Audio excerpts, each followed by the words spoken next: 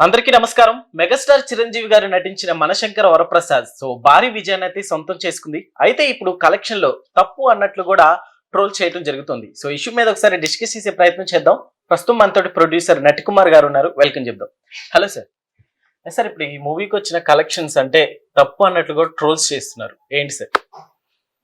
ఇప్పుడు ఎవరి ఇష్టం వాళ్ళది, ఎవరు కాదు ట్రోల్స్ చేసుకుంటారు. ట్రోల్స్ అనేది ఏముంది, అది డబ్బులు ఇచ్చి కొనేది కాదుగా, ఏదో నోటి మాటే కాబట్టి ఇష్టం వచ్చినట్టు చేస్తారు. కలెక్షన్ ఎలా వచ్చింది ఏంటి అనేది అక్కడ డిస్ట్రిబ్యూటర్ తెలుసు, ఎగ్జిబ్యూటర్ తెలుసు, ఒక డిస్ట్రిబ్యూటర్గా నాకు తెలుసు.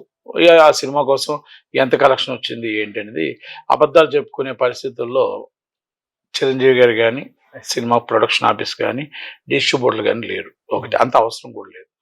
ఇప్పుడు ఎవరికో ఎక్కువ కలెక్షన్ వచ్చిందని చెప్పుకునే పరిస్థితుల్లో లేడు. ఏ రోజు కూడా చిరంజీవి గారి ఫ్యామిలీ ఏ రోజు ఉండదు.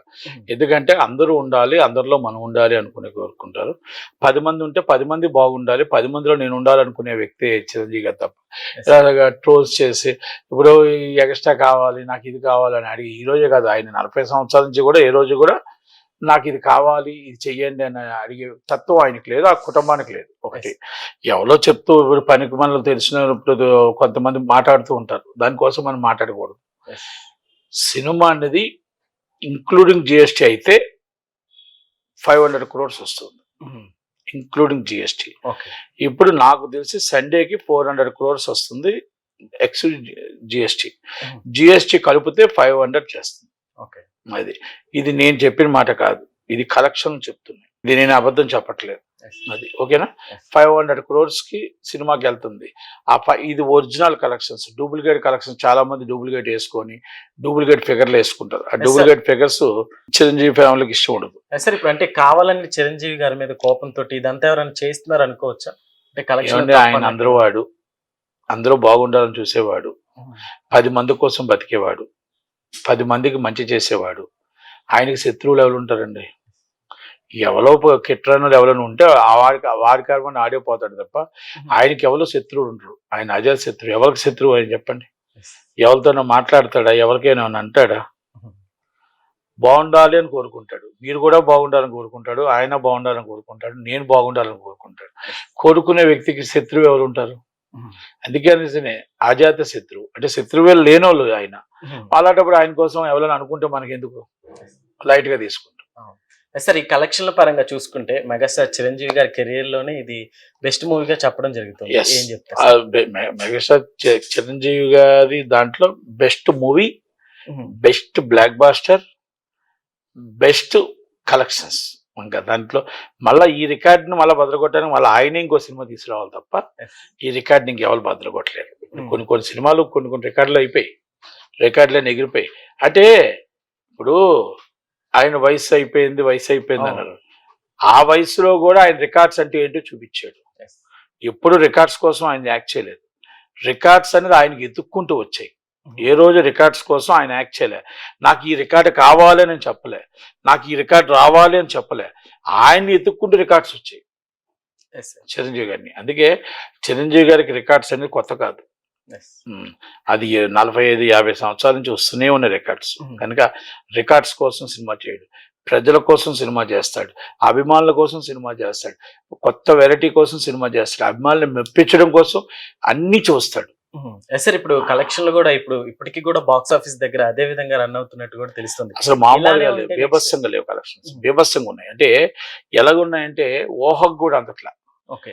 మార్నింగ్ షో కొంచెం తగ్గితే మన మ్యాటిన్ ఫుల్ అయిపోతుంది.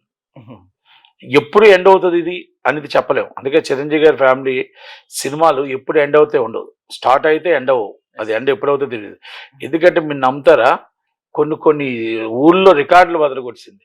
10-15 సంవత్సరాల రికార్డులు కూడా బదలగొట్టాయి. అసలు చోడవరం అనే సెంటర్ మాదే. 7 రోజులు రోజుకు 6 లక్షలు, 7 days రోజుకు 6. అసలు చరిత్ర. ఇప్పుడు బాహుబలి చూసాం కలెక్షన్. అంటే ఎందుకు ఈ మాట అంటున్నాం అంటే నా ఒక్క సెంటర్ కాదు, అలా కొన్ని 100 సెంటర్లు రికార్డులు బదలగొట్టాయి. అందుకనే చిరంజీవి గారి సినిమాకి ఆఖరి ముందు సీట్ ఉందమ్మంటే ఆ ముందు సీట్ అని మాకు ఇచ్చేయండి, చూడాలి సినిమా. రిపీటర్ అని చూస్తున్నారు. కనుక ఎప్పుడు ఆగుతుంది అనేది మనం చెప్పలేమండి. కానీ 500 కోట్లు దాటుతుందో తప్ప యువతలు ఉండదు, ఇంక్లూడింగ్ జిఎస్టీ. సార్ ఇప్పుడు ఈ సినిమాకి నిజంగా చిరంజీవి గారికి అంటే ఇప్పుడు ట్రైలర్ ఇవన్నీ వచ్చినప్పుడు కూడా సో అంటే ట్రోల్స్ చేయడం జరిగింది. ఇప్పుడు కూడా ఈ ట్రోల్స్ సో ఈ ట్రోలర్స్ కి ఏం చెప్తారు సార్ మామూలుగా? ఇవంటి పని లేనోడు పనికిమాలినోడు ట్రోల్స్ చేస్తాడు. పనికొచ్చినోడు ఉదయం లేస్తే పని చేసుకుంటున్నాడు, ఉదయం లేస్తే దృష్టి పెట్టేవాడు, ఉదయం లేస్తే పని మీద దృష్టి పెట్టేవాడు. చిరంజీవి గారు ఏం చేస్తున్నారు, చిరంజీవి గారు బాగుంటే 10 మందికి ఏం చేస్తాడు, చిరంజీవి గారు బాగుంటే ఆ సినిమా హిట్ అయితే ఆ సినిమా డబ్బు 10 మందికి ఎలా సహాయం చేయగలుగుతాడు అనేది ఆలోచిస్తాడు. ఆయన బాగుండాలి అని కోరుకుంటారు. ఎందుకంటే ఆయన బాగుంటే ఆయన వెనకాల బతుకుతున్న 10 మంది బాగుంటారు. అది చూసుకుంటారు. కానీ ఏమో ట్రోల్స్ చేసాం, మనకి ఏదో వచ్చింది కదా ట్రోల్స్ చేసాం రాయేసామంటే వాడు పనికి మాలినోడే అవుతాడు, పనికి వచ్చినట్టు కాడు. అది ఎందుకంటే ఎవరవని చిరంజీవి గారు అవనియండి, నేను పవన్ కళ్యాణ్ గారు అవనియండి, లేకపోతే రామ్ చరణ్ గారు అల్లు అర్జున్, సినిమా ఇండస్ట్రీ బాగుండాలి, సినిమా ఇండస్ట్రీలో మనం ఉండాలి, సినిమా ఇండస్ట్రీ 10 మందికి సహాయం చేయాలి, 10 మందికి మాకు వచ్చిన డబ్బును 10 మందికి చెయ్యాలి అని అంటప్పుడు అలాంటి వ్యక్తి నిండు నూరేళ్ళు బాగుండాలని కోరుకోవాలా. అంతే తప్ప ఆయన పాడైపోవాలంటే నీకేమొస్తుంది? ఆయన బాగుంటే నీ కుటుంబంలో ఆయన ఇబ్బంది వెళ్తే ఏదో రోజు ఆయన చేతుల ద్వారా ఏదో సహాయం పొందొచ్చు. ఆయన బాగుంటే, ఆయన పాడైపోతే నీకేం వస్తుంది? అది ఆలోచించుకుంటే ఇలాంటి ట్రోల్స్ ఉండవు. సార్ ఇప్పుడు ఈ హిట్ తోటి నెక్స్ట్ రాబోయే సినిమాకి కూడా భారీ ఎక్స్పెక్టేషన్స్ పెట్టేశారు. సో నెక్స్ట్ ఎలా ఉండబోతుంది? ఉంటాయండి. చిరంజీవి గారిది విశ్వంబర అనేది పెద్ద ఎక్స్పెక్టేషన్ ఉంది. కాకపోతే దాని సినిమా టైం దాన్ని బట్టి ఇదొక డిఫరెంట్ కామెడీ జోనర్ అండి, అదొక గ్రాఫిక్స్ జోనర్. అది జనాలకు నచ్చాలి. ఇది వేరు అది వేరు. అదొక డిఫరెంట్ అండి, గ్రాఫిక్స్ అండి డిఫరెంట్ కనుక ఇదొక డిఫరెంట్ కనుక ఆ సినిమా కూడా జనాలకు ఎక్స్పెక్టేషన్ ఎక్కువగా ఉంది.